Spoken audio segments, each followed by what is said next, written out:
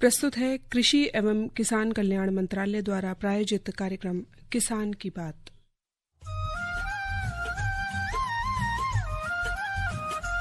ऐसी नई नई तरकीबें अब हमको है चुननी, ऐसी नई नई तरकीबें अब हमको है चुननी। लक्ष्य हमारा हर किसान की आमदनी दुगनी, लक्ष्य हमारा हर किसान की आमदनी दुगनी। ऐसी नई नई तरकीबें अब हमको है चुननी। इस कार्यक्रम के प्रायोजक है कृषि एवं किसान कल्याण मंत्रालय, भारत सरकार। हर जोखिम से निकल कर फसल आए, सुरक्षित हो जाए।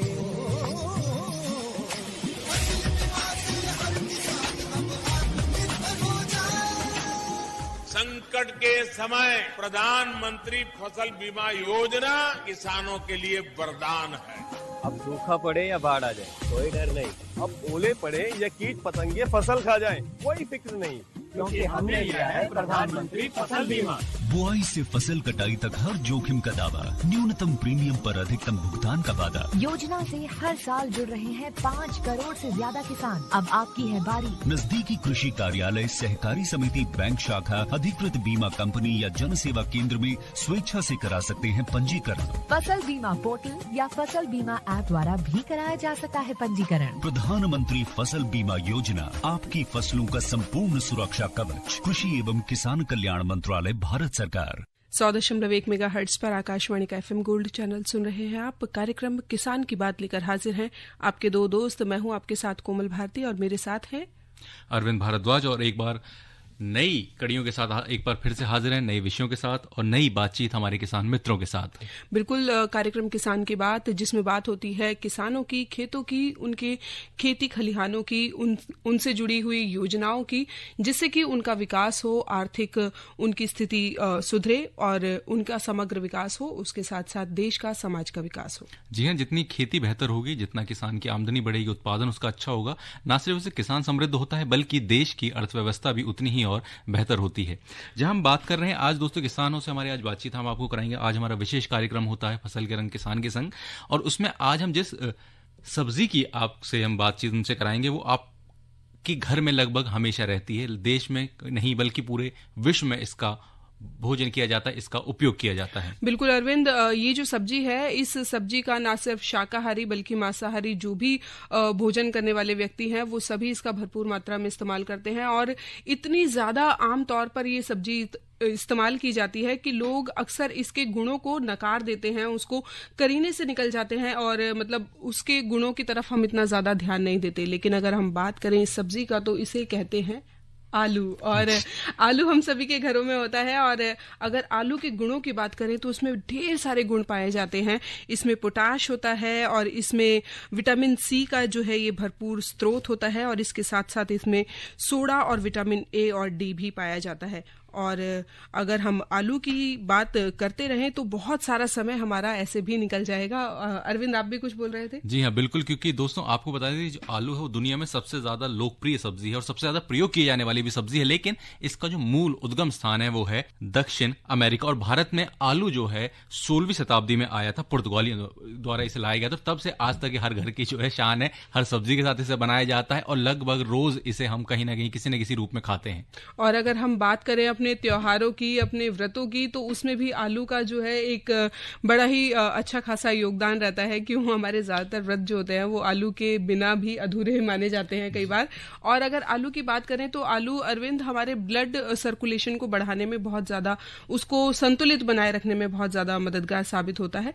तो ऐसी ही बहुत सारी बातचीत है जो हमारी आलू से जुड़ी हुई है। लेकिन आलू की खेती करने वाले किसानों को उससे क्या फायदा हो सकता है और वो इससे किस तरह से अपना विकास कर सकते हैं, अपनी आमदनी बढ़ा सकते हैं, इसी विषय पर आज की बातचीत होगी। जी हाँ, तो आइए सुनते हैं कि आलू की खेती करने वाले हमारे किसान मित्रों से ये बातचीत।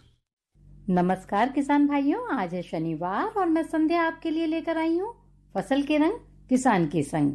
आइए आज आलू उत्पादक किसान मित्रों से बात करते हैं। नमस्कार।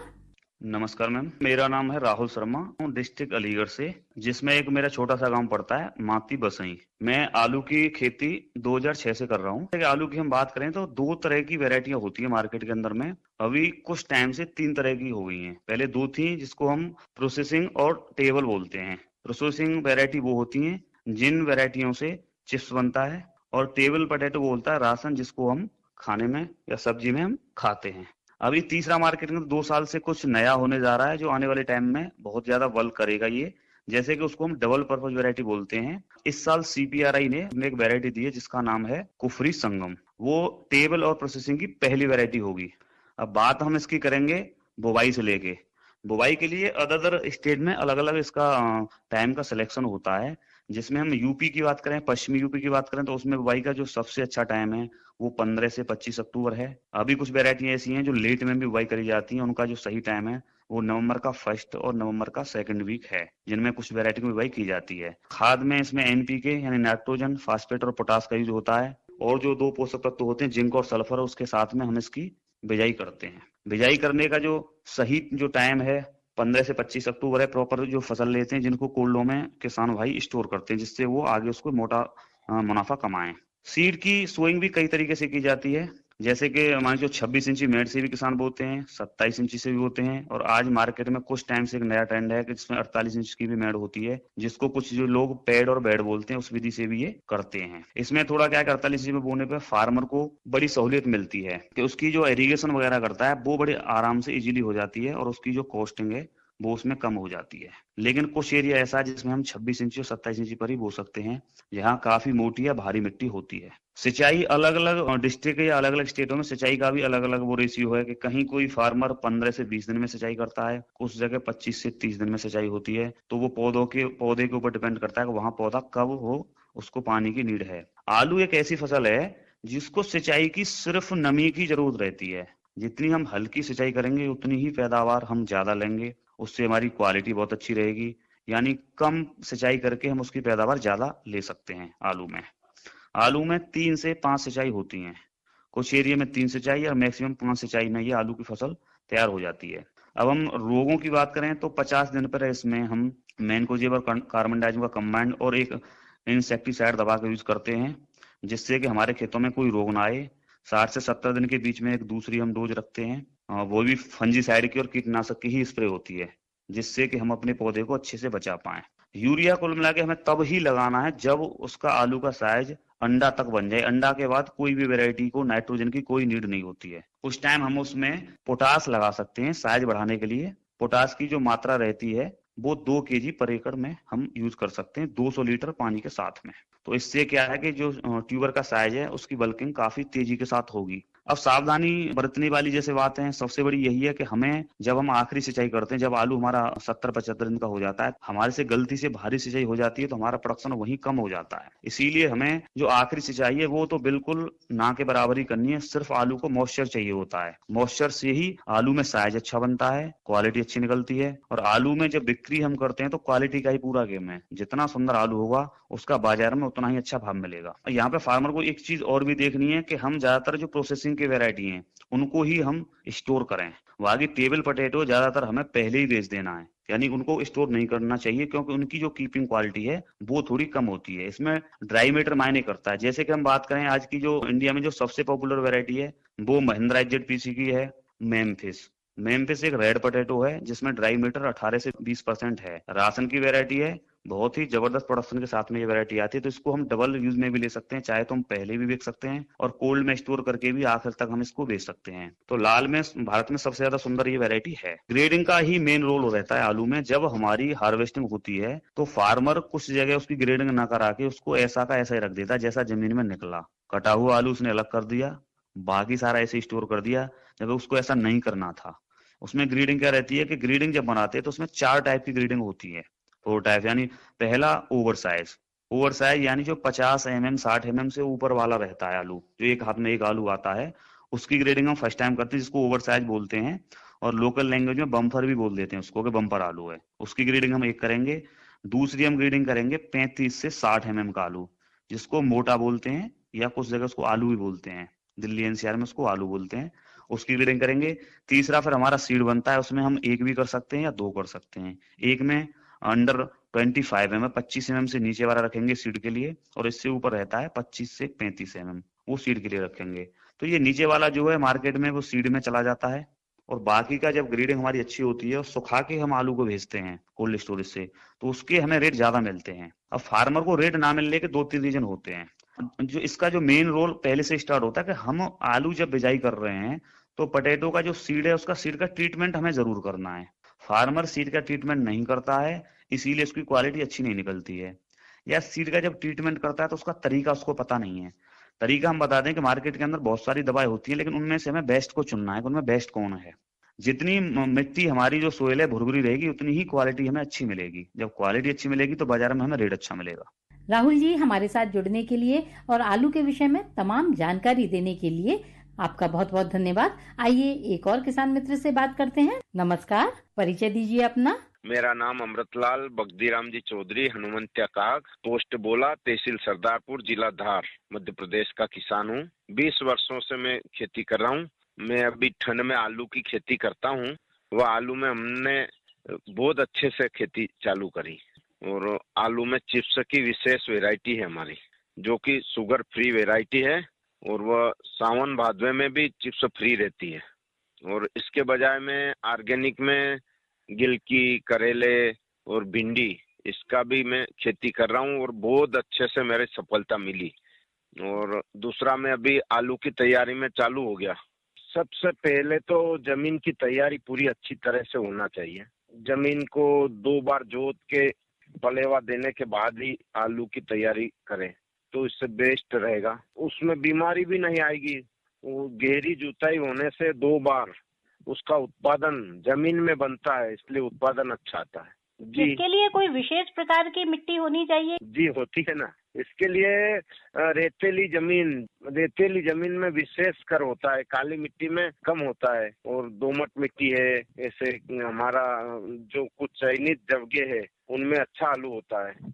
तो इसी वजह से हमने उसका देखा, रिसर्च किया, तो वो बोले रेतीली जमीन में आलू बहुत ही ज्यादा उत्पादन है। आलू की किस्म तो करीबन 10-15 किस्म है, पर हमने 4-5 किस्म ऐसी हमने देखी हमारी जमीन में। हमने चिप्सोना 1 लगाया, ज्योति लगाया, एलार है, लाकर है, FC1, FC2, ऐसे करीबन हमने 5-7 वैरायटी लगाई, ज्योति लगाया। पर चिप्सोना 1 का उत्पादन बेहतरीन आया हमें, और देखने को हमें ऐसा मिला 1 कट्टे का 15 कट्टे आलू हमने उत्पादन लिया। और ऑर्गेनिक तौर पे विशेष कर ज्यादा उत्पादन आ रहा हमारा, ये एक हमने देखा। उसमें एलार लाल प्रकार का आता है, और लाकर में भी लाल लाकर अलग आता है, से हर वैरायटियां बहुत बन गई। आलू के बाद हम दूसरी फसल नहीं ले पाते हैं, पानी की कमी भी रहती है।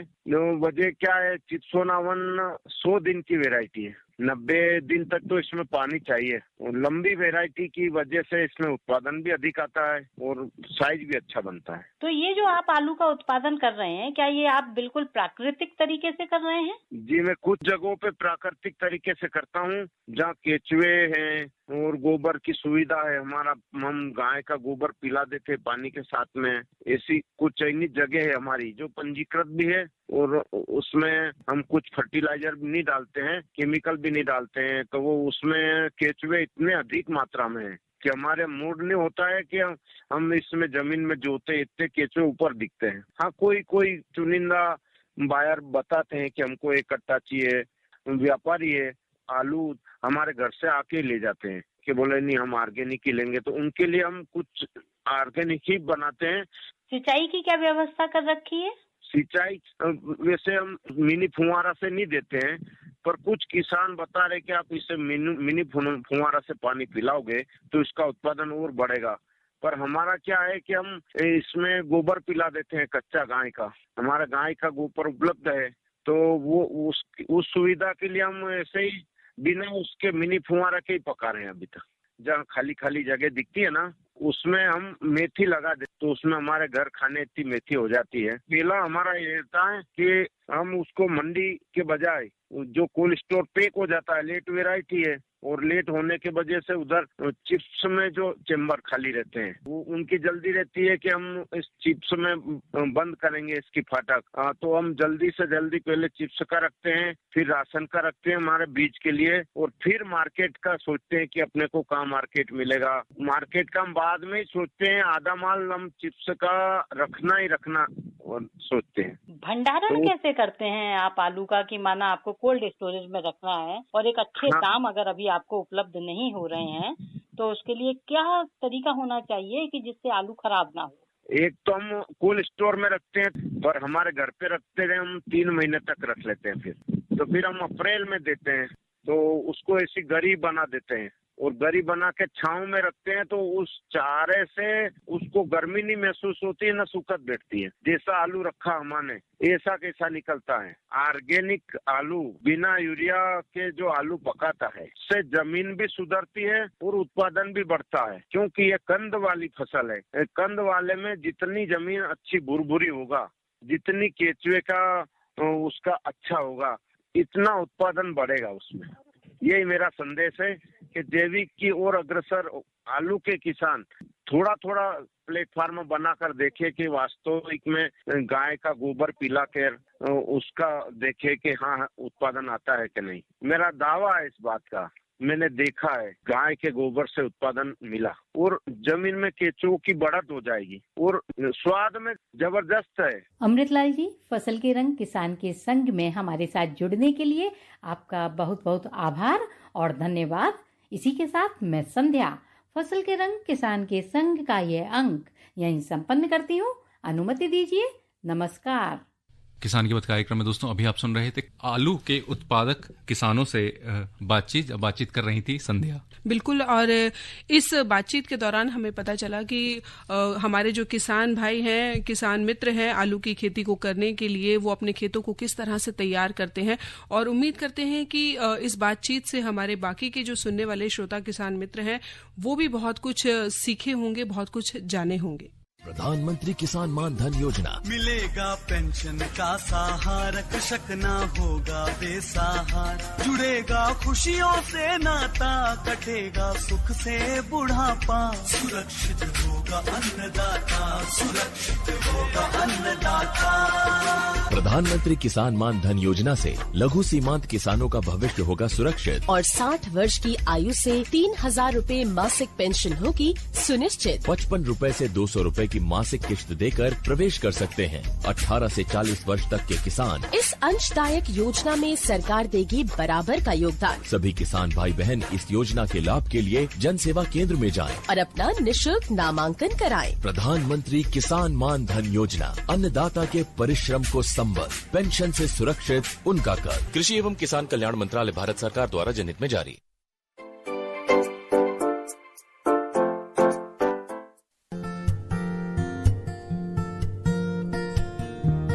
ये है सपना यादव, जो उत्तर प्रदेश के जिला इटावा में रहती हैं। सपना ने कृषि मंत्रालय की योजना एग्री क्लिनिक और एग्री बिजनेस सेंटर के तहत ट्रेनिंग ली है और अब ये अपना बीज भंडार चलाती हैं, जिसमें ये किसानों को उन्नत किस्म के बीज और कीटनाशक मुहैया कराती हैं।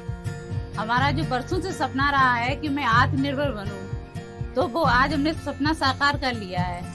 उच्च क्वालिटी के बीज उपलब्ध किसानों को कराती हूँ और किसानों को अच्छी जानकारी देती हूँ। सपना खेतों में जाकर किसानों की फसल का जायजा लेती हैं और फसल की अच्छी पैदावार के लिए निशुल्क परामर्श भी किसानों को देती हैं। हाइब्रिड जो बीज मिले हैं, इनसे हमें अधिक पैदावार, अधिक मुनाफा हुआ है। कोई भी दिक्कत होती है तो हम इन्हीं के पास जाते हैं और दवाइयाँ वगैरह जैसे कि सुड़ी लगी है या कुछ दीमक लगी है तो इन्हीं के पास जाते हैं, तो ये हमें परामर्श देती हैं कि ये नहीं ऐसा लगाओ, ये दवाई लगाओ, वो दवाई लगाओ। तो इन्हीं की सलाह से मशीन वगैरह लाता हूँ और इन्हीं से संपर्क करके खेतों में काम कर मतलब यूज करता हूँ।